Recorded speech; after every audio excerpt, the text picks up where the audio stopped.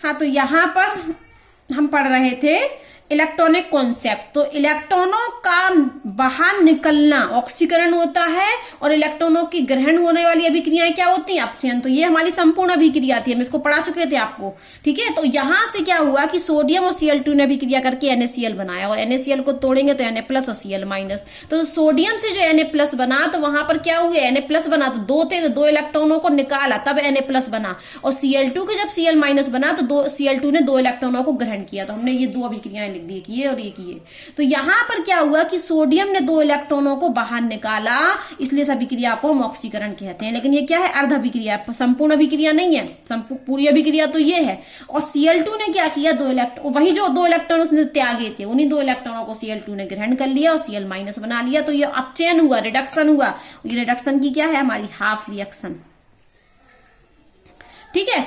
अब हम एक एग्जाम्पल, तो ये हमने यहाँ पर देखो पढ़ा था आपका इसी एग्जाम्पल से कि अभिक्रियाओं में इलेक्ट्रॉन निष्कासन वाली अभिक्रिया, अर्ध अभिक्रियाएं, अर्ध अभिक्रिया आधी वाली है ना, को ऑक्सीकरण अभिक्रिया कहते हैं, और इलेक्ट्रॉन ग्रहण करने वाली अर्ध अभिक्रिया को हम अपचयन अभिक्रिया कहते हैं। तो ये हमारी ऑक्सीकरण अभिक्रिया है, अर्ध अभिक्रिया है लेकिन ये, और ये भी अर्ध अभिक्रिया है, लेकिन ये कौन सी अर्ध अभिक्रिया? अपचयन अभिक्रिया। हम इसको एक और एग्जाम्पल समझ लेते हैं कि हमने ये अभिक्रिया लिखी कि हमने जिंक लिया और जिंक को कॉपर सल्फेट, देखो एक क्वेश्चन लिखा हमने आपको समझाया था कि यदि ब्रैकेट में S लिखा है मतलब सॉलिड ठोस है, यदि ब्रैकेट में L लिखा है तो लिक्विड है, और ब्रैकेट में G लिखा है तो गैस है, पदार्थ की अवस्था को प्रदर्शित करते हैं। और यदि AQ लिखा है तो एक्वस है, जलीय विलयन है मतलब। तो यहाँ पर देखिए जिंक के ब्रैकेट में क्या लिखा है? S, मतलब जिंक क्या लिया हमने? सॉलिड अवस्था में, ठोस अवस्था में। और कॉपर सल्फेट का क्या लिखा? AQ, मतलब एक्वस। कॉपर सल्फेट का क्या है? जलीय विलयन। तो जब हम जिंक को कॉपर सल्फेट के विलयन में जानते हैं तो जिंक सल्फेट बनता है और कॉपर बनता है।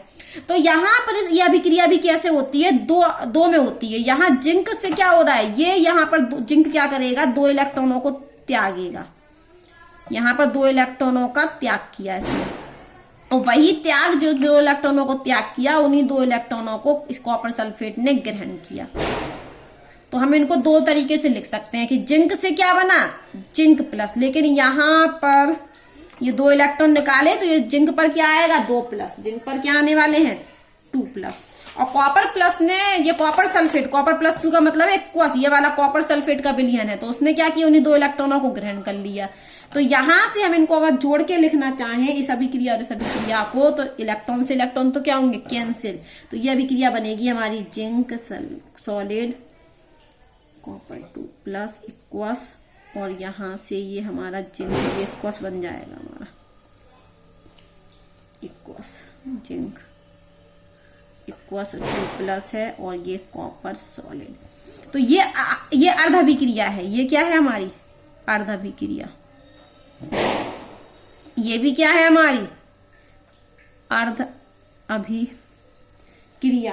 अब आप बताइए कि कौन, ये दोनों ही अर्ध अभिक्रिया हैं, और इन दोनों को हमने क्या किया? ये जोड़ दिया, ये वाली और ये वाली को हमने कंप्लीट करके लिख दिया, तो फुल अभिक्रिया है। तो ये भी अर्ध अभिक्रिया है, ये भी अर्ध अभिक्रिया है। ये अर्ध अभिक्रिया में इलेक्ट्रॉन निष्कासन हो रहा, तो ये कौन सी वाली है? ऑक्सीडेशन वाली। और इस अभिक्रिया में इलेक्ट्रॉन ग्रहण हो रहा है, तो ये अर्ध अभिक्रिया कौन सी वाली है? अपचयन वाली, ठीक है। तो आज हमने सीखा कि इलेक्ट्रॉन निष्कासन वाली अभिक्रियाएं ऑक्सीकरण वाली होती हैं, और इलेक्ट्रॉन ग्रहण करने वाली अभिक्रियाएं अपचयन वाली होती हैं। इधर से भी देख लो, इलेक्ट्रॉन निष्कासन वाली ऑक्सीकरण वाली, और इलेक्ट्रॉन ग्रहण करने वाली अपचयन अभिक्रिया। तो इलेक्ट्रॉनिक कॉन्सेप्ट आज हमने सीख लिया कि इलेक्ट्रॉन निष्कासन वाली अर्ध अभिक्रियाएं ऑक्सीकरण अभिक्रियाएं होती हैं, और इलेक्ट्रॉन ग्रहण करने वाली अभिक्रियाएं अर्ध अभिक्रियाएं अपचयन अभिक्रियाएं होती हैं। अब हम इसी के आधार पर थोड़ा एक एग्जाम्पल, ये वाला एग्जाम्पल जो हमने कहा था ना, ये समझते हैं। ये जो यहाँ पर था, ये तीसरा वाला, ठीक है। तो यहां से ये दिखाएगी, वो कह रहे हैं कि बताइए कि एक रिडॉक्स अभिक्रिया है। ये क्या है? एक रिडॉक्स अभिक्रिया है कि सोडियम की जब हमने हाइड्रोजन से अभिक्रिया की तो उन्हें सोडियम का हाइड्राइड बनाया, और बताएं कि ये अभिक्रिया क्या है? हमारी रिडॉक्स अभिक्रिया है। तो हम सबसे पहले क्या देखेंगे कि ये तो एक आयनिक कंपाउंड है। ये क्या है हमारा? हम यहाँ पर आपको समझा रहे हैं। अब क्या समझा रहे हैं? उदाहरण नंबर 8.2, उदाहरण नंबर 8.2। तो ये अभिक्रिया लिखी हुई है कि N सोडियम है और हाइड्रोजन है गैसीय अवस्था में, सोडियम सॉलिड अवस्था में, और हमारा सोडियम हाइड्राइड बन रहा है और ये कितने अणु लिए हमने, 2 तत्व लिए, तो ये 2 अणु बन गए इसके सोडियम हाइड्राइड के। ठीक है, अब आप बहुत ध्यान से समझिए कि ये तो हमारा आयनिक कंपाउंड है, तो ये जब ये आयनिक कंपाउंड है तो इस पर प्लस चार्ज, इस पर माइनस होगा, इस पर प्लस होगा, इस पर माइनस होगा।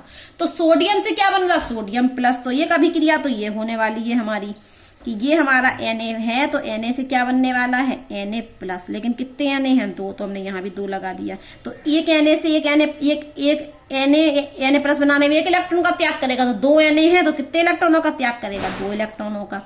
उन्हीं दोनों इलेक्ट्रॉनों को कौन ग्रहण कर लेगा, हाइड्रोजन। तो एक और अभिक्रिया होने वाली है हमारी कि ये 2 इलेक्ट्रॉनों का त्याग किया सोडियम ने, इन्हीं इलेक्ट्रॉनों को किसने ग्रहण कर लिया, हाइड्रोजन ने, और क्या बना लिया, H माइनस हाइड्राइड आयन।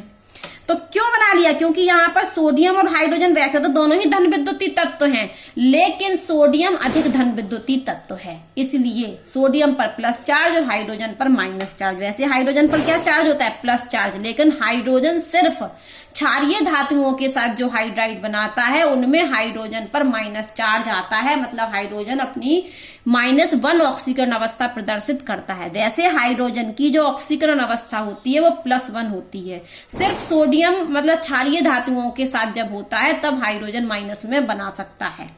ठीक है, क्योंकि क्षारीय धातु अधिक धन विद्युतीय होती हैं हाइड्रोजन की तुलना में। मैं ये कह रही हूं कि हाइड्रोजन की जो ऑक्सीकरण अवस्था होती है वो +1 होती है, क्योंकि H+ बनता है, लेकिन क्षारीय धातुओं के साथ जब हाइड्रोजन यौगिक बनाता है तो उस समय हाइड्रोजन -H- बना सकता है, और उस समय हाइड्रोजन की ऑक्सीकरण संख्या -1 होती है, क्योंकि क्षारीय धातु जो होती हैं वो हाइड्रोजन की तुलना में अधिक धन विद्युतीय होती हैं।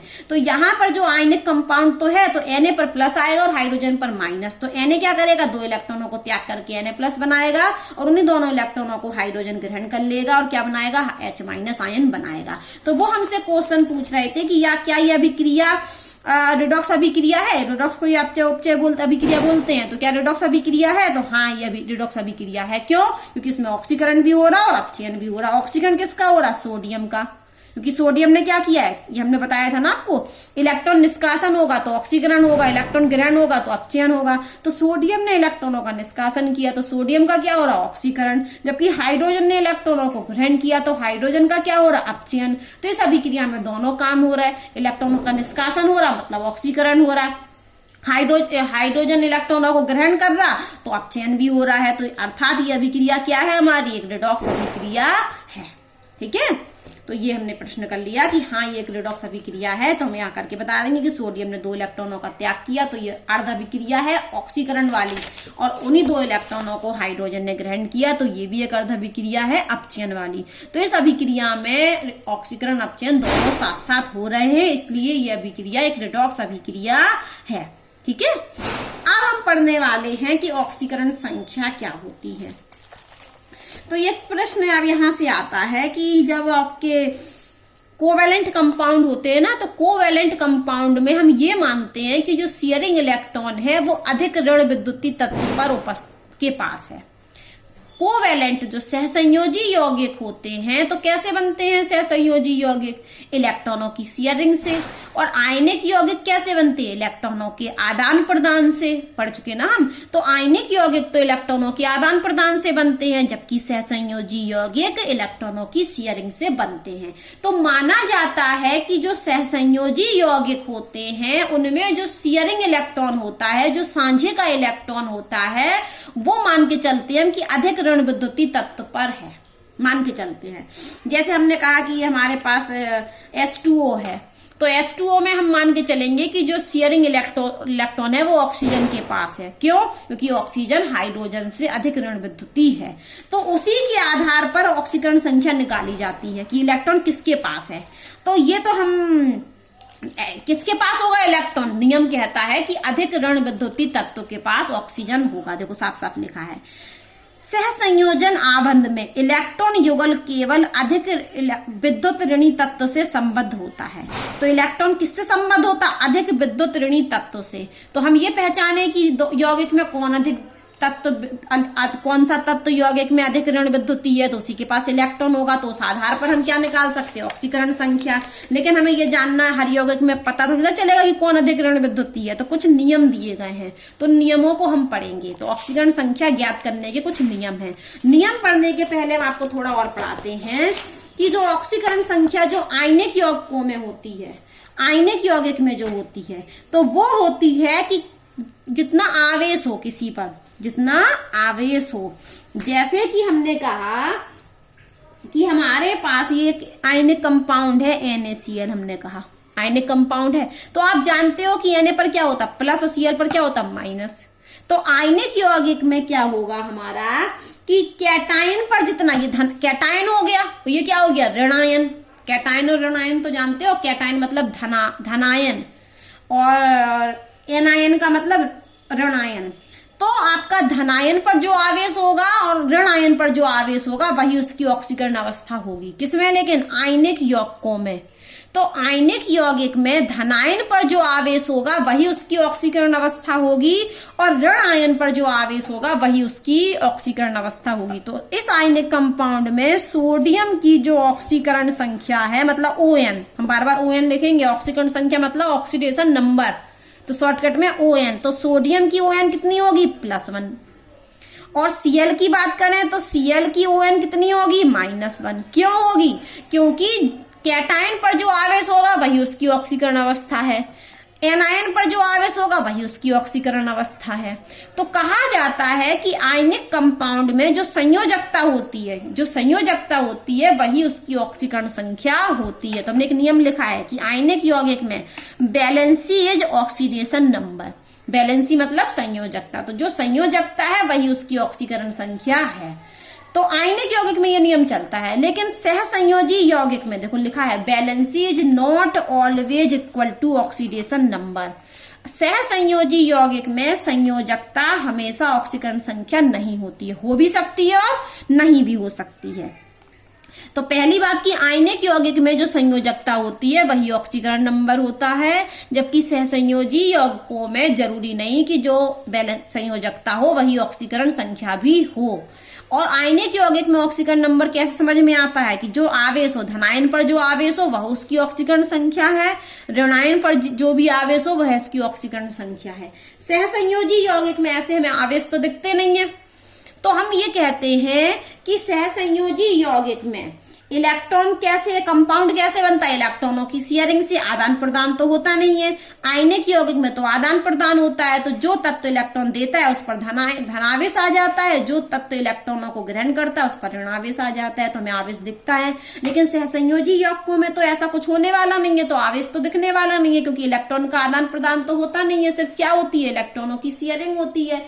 तो यहाँ ये माना गया है कि इलेक्ट्रॉनों की जो शेयरिंग होती है, तो जो शेयरिंग तो होती है, लेकिन तो भी एक पॉइंट लिखा था कि सहसंयोजी आबंध में हम इलेक्ट्रॉन युगल को उससे संबद्ध मानते हैं जो अधिक ऋण विद्युतीय हो। तो यहाँ पर सहसंयोजी यौगिक में ऑक्सीकरण संख्या निकालने का हम एक और तरीका बता रहे हैं कि सारे तत्व क्या करें, हम रिमूव कर दें, एटम को क्या कर दें, रिमूव कर दें, और फिर देखें कि तत्व पर क्या आवेश आया, और जो आवेश आएगा रिमूव करने पर और जो जुड़े तत्वों को, तो वही उसकी ऑक्सीकरण संख्या होगी। जैसे हमने पहला एग्जाम्पल लिया जल H2O, तो H2O को हमने ये O से क्या है, 2 हाइड्रोजन जुड़े हैं, एक एक इलेक्ट्रॉनों की शेयरिंग हुई थी ना यहाँ पर। तो यहाँ पर जो शेयरिंग के इलेक्ट्रॉन युगल हैं, तो ऑक्सीजन तो अधिक ऋण विद्युतीय है, तो ऑक्सीजन से संबंध माने जाएंगे इलेक्ट्रॉन युगल। तो अब हमने आपको क्या तरीका बताया कि बाहर कर दो, रिमूव कर दो, हाइड्रोजन को क्या कर दो, रिमूव कर दो। जब हम हाइड्रोजन को रिमूव करेंगे तो इसका एक इलेक्ट्रॉन तो यहाँ से यहाँ शिफ्ट हो जाएगा, जैसे निकालेंगे हम तो एक ऋण आवेश आ जाएगा, क्योंकि ये इलेक्ट्रॉन युगल हम किससे मान रहे हैं कि ऑक्सीजन से संबंध है। तो H+ के रूप में हमें इसको बाहर निकालना है, तो ये तो इलेक्ट्रॉन लेके नहीं जा रहा, तो इस पर क्या आ जाएगा, एक माइनस चार्ज, हम दूसरा हाइड्रोजन भी रिमूव कर दें। मतलब ये कहना चाह रहे हैं कि हमने दोनों हाइड्रोजन रिमूव कर दिए, दोनों हाइड्रोजन रिमूव मतलब हटा दिए। रिमूव करने पर क्या बनेगा, O-। जैसे ही हम दोनों हाइड्रोजन को हटाएं तो ऊपर कितना चार्ज आ गया, माइनस। अतः H2O में O की ON कितनी हुई, ऑक्सीजन की -2। ऑक्सीकरण संख्या कितनी हुई? -2।